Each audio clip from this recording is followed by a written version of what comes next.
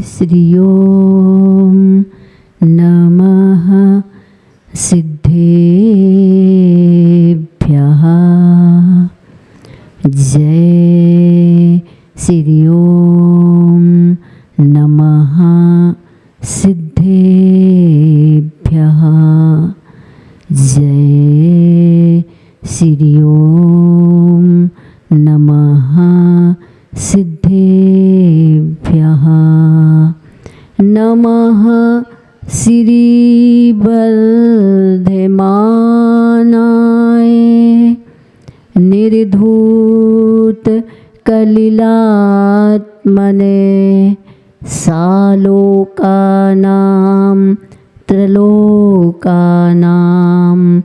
यद विद्या दर्पणायते यद विद्या दर्पणायते यद विद्या दर्पणायते। पंक नहीं पंकज बनूं मुक्ता बनूं नसीब दीप बनूं जलता रहूं प्रभु गुरु पद पद्म समीप गुरु पद पद्म समीप। पंच परमेष्टि भगवंतों की, श्री कुंडलपुर के बड़े बाबा की, चंद्रगिरी तीर्थ के 1008 चंद्र प्रभु भगवान की, विश्व टंकर चिंतामणि पार्श्वनाथ भगवान की, भगवान महावीर स्वामी की, संत शिरोमणि आचार्य भगवंत गुरुदेव श्री विद्यासागर जी महाराज की, गुरुनाम गुरु श्री ज्ञान सागर जी महाराज की, आचार्य भगवान श्री समय सागर जी महाराज की, 3 काम 9 करोड़ मुनि राज्यों की, अहिंसामयी विश्व धर्म की,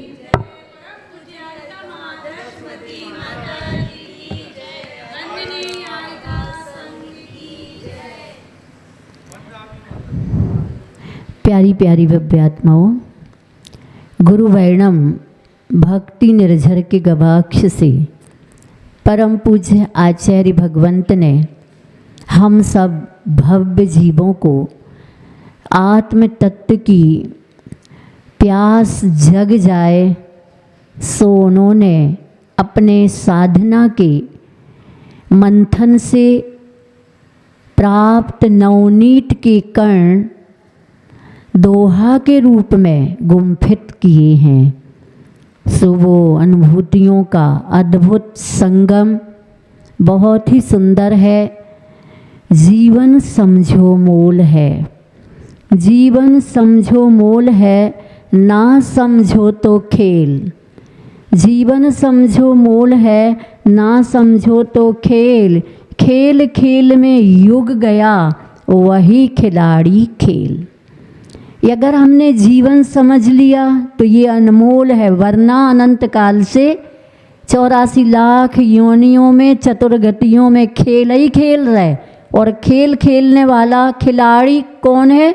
तुम स्वयं ही खिलाड़ी हो। ऐसे युग युग खेल में बीत गए। फिर आशीष ने कहा अब तो समझ जाओ, ये खेल तुमने हमने आपका इतिहास बताया, पास्ट बताया है आपका, लेकिन अब अगर आगे खेल सको तो खेल लो, खेल सको तो खेल लो एक अनोखा खेल। आप खिलाड़ी आप ही बनो खिलौना खेल।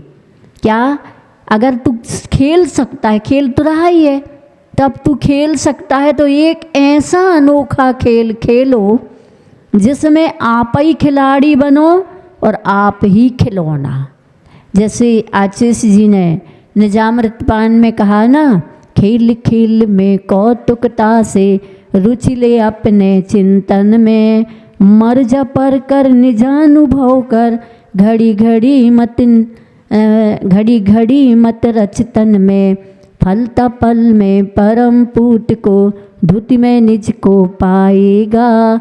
देह नेह तज सज से देह नेह तज सज धज निज के निज घर जाएगा। मतलब एक ऐसा खेल खेलो, खेल खेल में ही, जैसे रोटी पन्ना छोटे बच्चे गुड़िया गुड्डा का खेल खेलते, अनेक प्रकार के खेल खेलते हैं, और उन खेल में आप एक बार वैराग्य का खेल खेल ले, आत्म साधना का खेल खेल ले, शरीर से ममत्व हटाने का खेल खेल ले, दुनिया से मोह करने रूप नहीं करने रूप खेल को खेल ले, तो अद्भुत अनमोल क्षण ये आपके जीवन के संस्कार में घुल जाएंगे। आज नहीं तो कल वो याद आएंगे, और जब याद आएंगे ना तो फिर भेद विज्ञान पूर्वक इस शरीर से नहीं खेलोगे, फिर तत्व ज्ञान से खेलोगे। ऐसे अद्भुत जो आचार्य भगवंत के वचन हैं हम सबके लिए, आज वो ही वचन एक ऐसी धरोहर के रूप में है। कभी सुना था कि आचार्य के ही मुख से गुरु वर्णम के संदर्भ में कहना चाहती हूँ कि जिनवाणी का तो एक एक वचन अनमोल है।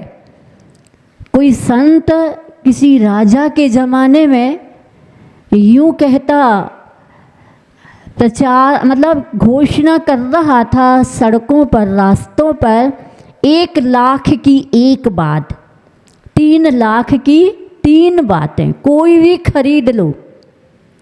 राजा को पता चलता है तो राज दरबार में बुलाते हैं उस फकीर को और कहते हैं तुम्हारी 3 बातें कौन सी हैं। वो कहता है कि राजन, सुबह ब्रह्म मुहूर्त में उठना प्रथम।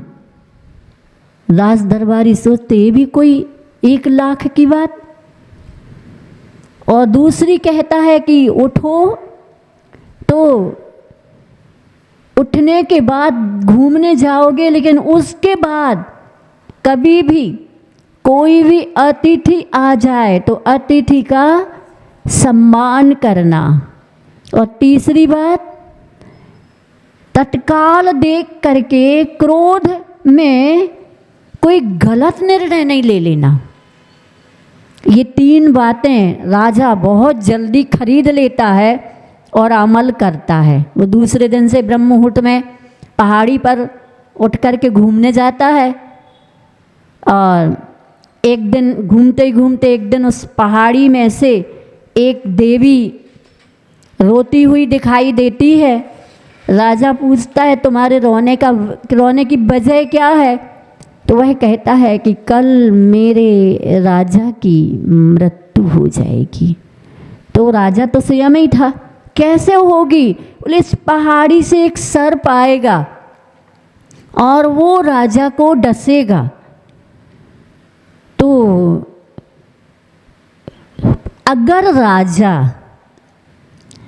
पूरे मतलब इस पहाड़ी से लेकर के राजमहलों तक अतिथि सम्मान करे, सर्प को एक अतिथि माने और उसका सम्मान करे, फूल जगह जगह फूलों से, चंदन से, सुगंधित से, और जगह जगह दूध के कटोरे रखे, तो शायद, क्योंकि एक संकल्प है उसका, सूर्योदय के पहले अगर वो महल तक पहुंच जाता है तो काटेगा और राजा की मृत्यु हो जाएगी, और अगर सूर्य उदय हो गया तो फिर नहीं काट पाएगा और राजा बच जाएगा।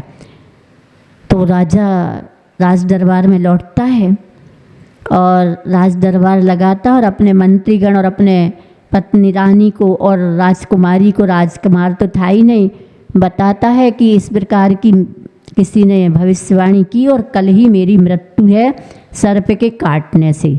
और वह राज दरबारियों को कहता है कि कल ब्रह्म मुहूर्त के पहले पहले पूरे में फूल बिछ जाना चाहिए रास्ते में, पहाड़ी से लेकर के यहाँ तक, और दूध के कटोरे भी भर भर के रखे जाना चाहिए, क्योंकि सर्प अतिथि आ रहा है, मेहमान आ रहा है।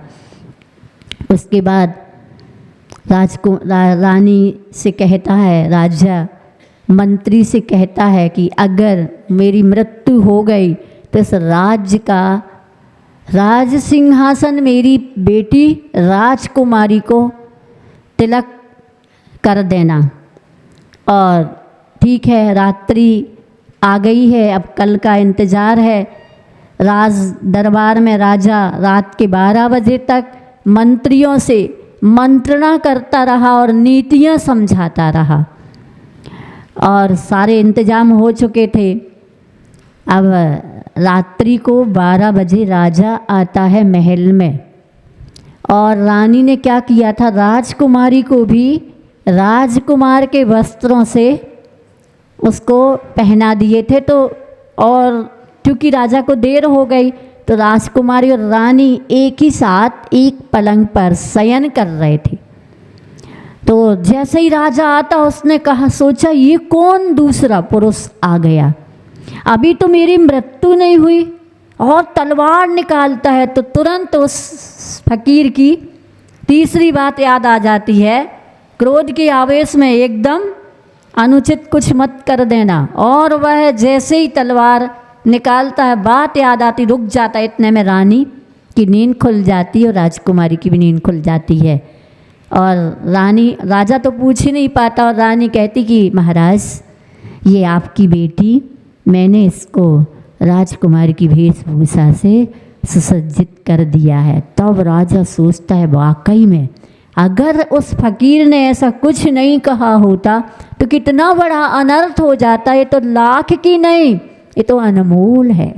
ऐसे ही गुरु वचन अनमोल होते। अब देखो सुबह पहाड़ी से निकल कर के सर्प आ रहा है, लेकिन इतना खुशबूदार चंदन और फूलों की गंध कि वो लौटता लौटता लौटता लौटता दूध पीता पीता आ रहा। सूर्य उदय हो गया, वह अपने वापस पहाड़ी पर लौट जाता है। इस प्रकार से राजा भी बच जाता है। तो संत फकीर जो वास्तव में संत हैं, फकीरी करते हैं, सज्जन हैं, उनके वचन कैसे होते हैं। विवेकानंद जी और भी अनेक अच्छे अच्छे राइटर्स लोगों ने, विचारकों ने जो महापुरुष के अनुरूप जीवन जीते रहे, उनका कहना 1000 पुस्तकों के पढ़ने पर जो अनुभव परक बातें नहीं मिलती हैं, जो एक अच्छे सात्विक जीवन को जी के, संत के जीवन को जी के उनके मुख से एक शब्द असर कर जाता है। हजारों ग्रंथों से भी बढ़कर के उनकी एक बात असरदार होती है। सो यह रत्न करंडक श्राप का चार, यही हमें सबको प्रेरणा देता है कि अब आप सम्यक दर्शन पूर्वक सम्यक ज्ञान अधिकार में आ गए हो। और जब सम्यक ज्ञान आपका अधिकार बन जाता है तो उस अधिकार में अधिकृत क्या है जानने के बाद, तो सबसे पहले अधिकृत यही है, क्या है कि अगर तुम्हें या पैर में चोट लगी हो तो संभल कर चलिए, और मन में चोट लगी हो तो समझ कर रहिए। ये सम्यक दृष्टि को बोध देता है। अब हम प्रथमान योग जब देखेंगे तो किसी के पैरों में चोट लगी और किसी के मन में चोट लगी, है कि नहीं। राम और रावण दोनों एक राशि की, लेकिन एक राशि होने के बाद दोनों की सोच में बहुत फर्क है। और जब हम उनका वर्णन पढ़ेंगे ना तो हमें बोधि होगी कि नहीं, ज्ञान होगा कि नहीं, प्रेरणा मिलेगी कि नहीं। इसलिए प्रथमान योग क्या हुआ, बोधि समाधि निधानम। उसके बाद दूसरा योग कौन सा है, करणान योग। ये तो और अद्भुत है, महत्वपूर्ण है, क्योंकि करण का मतलब होता है परिणाम, और परिणामों को जो हमें ज्ञान कराए कि कौन से परिणाम से कौन सी गति होती है। जीव का भ्रमण परिभ्रमण आवास निवास कहाँ तक है, किस प्रकार से जीवों का कहीं पर जन्म लेना, ये सारी की सारी प्रक्रिया करणान योग से हमें मिलती है। सो यहाँ हम समंतभद्र जी के माध्यम से सुने। देखें 44वां श्लोक। लोकालोक विभक्तिर लोकालोक विभक्तिर युग परिवृत्ते चतुर्गति नाम च युग परिवृत्ते चतुर्गति नाम च आदर्श में तथा मति रवयति करणानुयोगम च। हाँ बोला।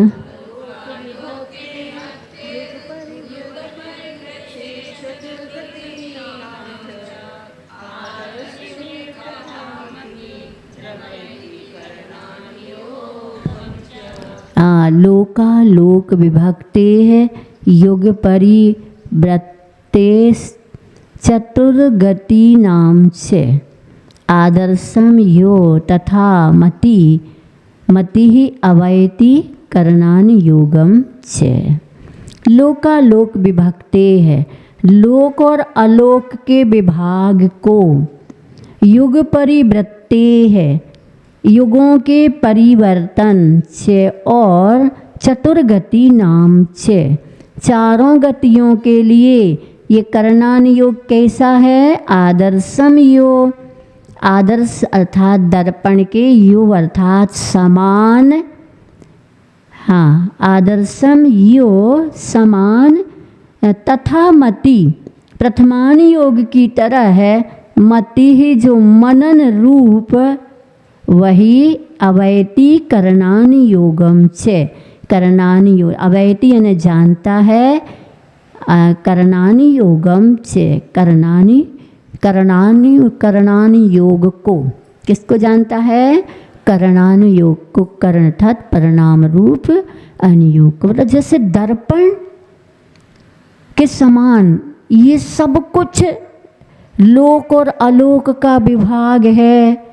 युग परिवर्तन है, युग होते हैं उत्सर्पणी अवसर्पणी इत्यादि के परिवर्तन जो होते हैं, उन परिवर्तनों में किस प्रकार से जीवों की आयु छेद वृद्धि हानि ये सब कुछ करणान योग में हमें उपलब्ध होता है।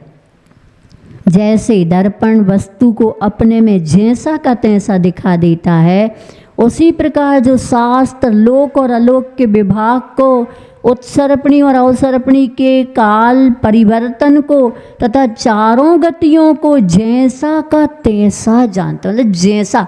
अब जैसा कैसा? मान लो कोई नरक गति में जा रहा तो क्यों जा रहा?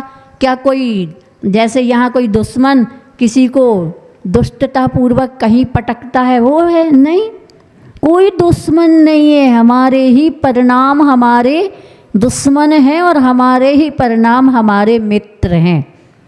ये एक निमित्त है, बनता है कोई भी वस्तु और व्यक्ति जो कि हमें दिखाई देता है कि देखो वो तुम्हारे प्रति गलत कर रहा है, वो देखो तुम्हारे प्रति लुटेरे डाकुओं को तुम्हारे प्रति वह उनको जानकारी दे रहा है। ये सारी चीज़ें ये सिर्फ निमित्त मात्र है, लेकिन वास्तव में जब भी घटेगा तो हमारे पुण्य और पाप से ही घटेगा। एक जगह पढ़ा था कि पाप फुटबॉल की तरह है और पुण्य वॉलीबॉल की तरह है।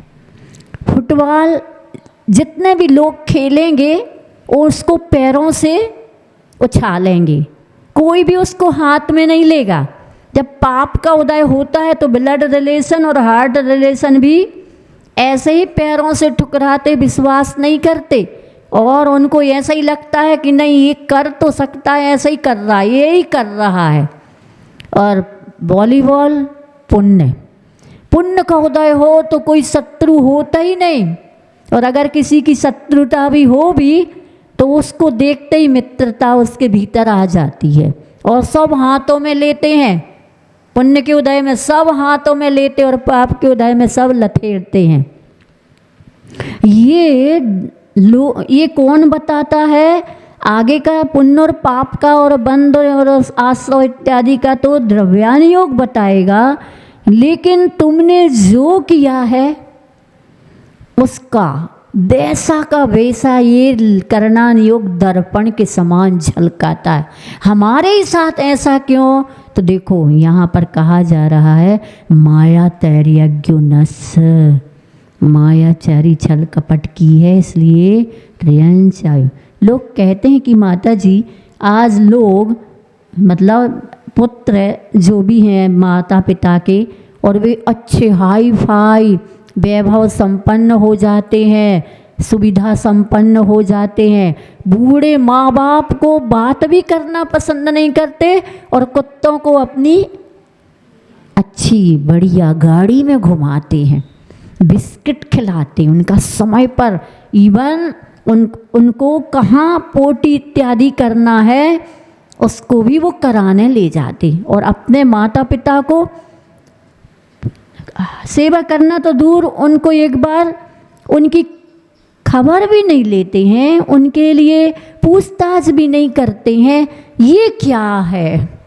यही तो पुण्य और पाप का तुमने क्या किया है उसी का साक्षात करणान योग बता रहा है कि जो कुत्ता गाड़ियों में घूम रहे हैं उन्होंने दान दिया है, कुछ उस भाव में मनुष्य भाव में अच्छे कार्य किए हैं, लेकिन ऐसी छल कपट विश्वासघात कर दिया कि उसकी वजह से, जैसे हमने आशीष जी के आर्जव धर्म के प्रवचन में कभी जब ब्रह्मचारिणी थे तब सुना था कि एक सेठ ने, नगर सेठ ने सारे नगर का निमंत्रण किया और राजा रानी का भी निमंत्रण किया।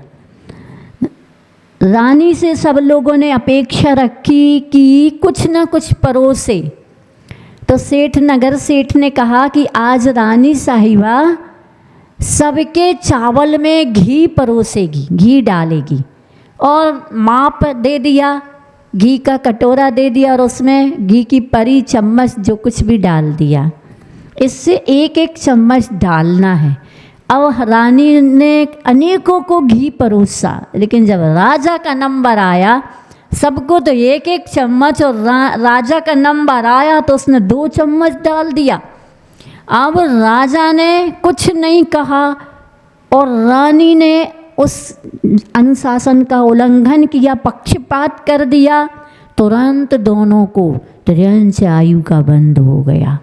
रानी गाय बनी और राजा बैल, और एक ही घर में दोनों बैल और गैया के रूप में। आज से कहते एक पल का ये परिणाम, तो हम पल पल में ऐसे ही परिणाम करेंगे तो क्या होगा?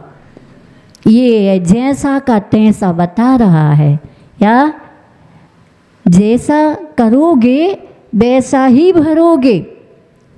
ये तो दर्पण के समान है जिनवाणी, इसलिए हमें कदम कदम पर ये करणान योग कहता परिणाम संभालो।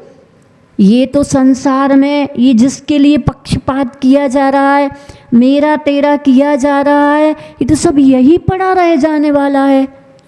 कम से कम अपने व्यवहार को तो मत बिगाड़ो, और व्यवहार बिगड़ा तो समझ लीजिए परिणाम बिगड़े तब तो व्यवहार बिगड़ा। नहीं, वो तो हमने ऊपर ऊपर बोल दिया था। कैसे ऊपर से बोल दिया था? पहले अंतःकरण में आता है तब ऊपर आता है। जिह्वा में कब आता है? पहले नाभि से उठता है, हृदय से उठता है, फिर जीभ में, जिह्वा से बोल दिया जाता है। इसलिए बहुत संभल के, अब चलो अभी तक नहीं अपन संभल पाए, अब तो संभल सकते ना छोटी छोटी चीज़ों में। बल्कि ऐसा होना चाहिए, कैसा होना चाहिए? देखो, नदी का जल मीठा क्यों? क्योंकि नदी देना सीखी है, देती रहती बहती है और जगह जगह वह देती रहती है और आगे बढ़ती जाती है, इसलिए उसका जल मीठा है। समुद्र का जल खारा क्यों? क्योंकि लेता जाता, इसलिए समुद्र का जल खारा है। तालाब का जल दुर्गंध है, बदबूदार क्यों? क्योंकि वो रुका है, वो देना भी नहीं जानता और रुका है। इसलिए ये तीनों प्रकार के लोग भी इस संसार में ऐसी ही जिंदगी जीते हैं। महापुरुष नदी के समान जो देते जाते लेने का नाम भी नहीं सोचते। दे तो ठीक है, नहीं दे तो काउंटिंग नहीं करते कि मैंने उसका इतना किया और उसने तो मेरा कुछ किया ही नहीं। और समुद्र, कुछ लोग ऐसे होते लेते तो जाते लेकिन देने का नाम इनका जीवन खारा ही होता है। और जो एक ही जगह रह करके रुके हैं, बस अपने तक सीमित हैं और अपने में भी भेद डाल देते, अपनों में भी भेद डाल देते हैं। बेटों में भी भेद डल जाता है, बहुओं में भी भेद डल जाता है। और भेद डालना कौन है? भेद डालना दोनों ओर से भी हो जाता है, कभी कभी एक तरफा भी होता है। लेकिन आचार्य जी कहते हैं अगर तुम भूत को देखोगे, पास्ट को देखोगे तो समझ में आएगा कि जो आज हो रहा है वो आपने ही ऐसा किया है, करके आए। हम कुछ किया ही नहीं, फिर भी हमारे साथ ऐसे ही होता क्या? हमने कुछ किया ही नहीं। कभी सास कहती बहू के लिए कि हमने जब तुम्हारा कुछ किया ही नहीं, बिगाड़ा नहीं, तुम तो हमारे घर आई हो, फिर आप हमारे साथ ऐसा क्यों कर रही? हमने तो अपने बेटे को पाला है, पोसा है, बड़ा किया है और दिल खोल के उसके साथ उसको पढ़ाया लिखाया सब, फिर आप हमारे साथ ऐसा क्यों कि तुम आई और दीवार खड़ी कर रही हो? आचार्य जी का कहना है, ऐसा आचार्यों का कहना है, जिनवाणी पढ़ो तो समझ में आएगा। जा दीवाल तुम पूर्व भाव में खड़ी करके आए हो, इसलिए इस भाव में ये दीवाल बहू के रूप में कोई खड़ा कर रहा है। कभी बहू परेशान होती, हम इतने अच्छे घर से आए हैं लेकिन बस जब देखो तब टुक टुक टुक टुक टिक टुक टिक टुक कुछ कुछ करते रहते हैं। तो अगर समझदार होती है तो वह सोचती है इनका कोई दोष नहीं है, ये तो मैं पूर्व भाव में करके, अभी पहले देखती है कर तो नहीं रही मैं ऐसा कोई गलत काम, मेरे व्यवहार में कोई गलत तो नहीं है, और नहीं है तो पूर्व भाव का है। तो इसी तालाब की तरह पानी जो रुक जाता है, सड़ जाता है, अहंकार की गंध बदबू आने लग जाती है, ऐसे ही अधिकतर लोग ऐसी ही जिंदगी जी रहे हैं। तो ये करणानि योग है जो लोक और अलोक का विभाग करता है और युग परिवर्तन यानी उत्सर्पणी और अवसर्पणी काल के परिवर्तन को तथा चारों गतियों को जैसा का तैसा जानता है वह करणानि योग है। यह अनुयोग सम्यक ज्ञान का विषय है। त्रिलोक सार, त्रिलोय परिणति आदि शास्त्र करणानि योग के शास्त्र कहलाते हैं। आगे चरणानि योग, जब करणानि योग का स्वाध्याय हो जाता है तो चरण कहाँ चलेंगे फिर? जानने के बाद क्या हम दुर्गतियों की ओर ही अपने परिणामों को, चरण को ले जाएंगे? नहीं। ग्रह मेद नगाराणाम चारित्रोत्पत्ति वृद्धि रक्षांगम। ग्रह मेद नगाराणाम चारित्रोत्पत्ति वृद्धि रक्षांगम। चरणानि योग समयम, चरणानुयोग समयम सम्यक ज्ञानम विजानाति।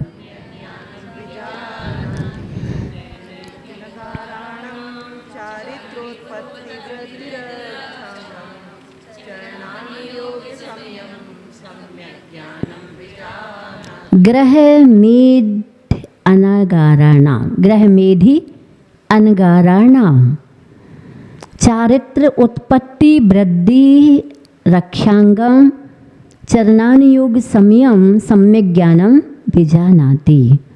हाँ, यहाँ पर ग्रह मेधि यानी जो गृहस्थ है और अनगाराणाम अर्थात जो साधु है, गृहस्थ और मुनियों के चारित्र उत्पत्ति, उनकी वृद्धि और उनकी रक्षा के कारणभूत क्या है? चरणानि योग शास्त्र में क्या है?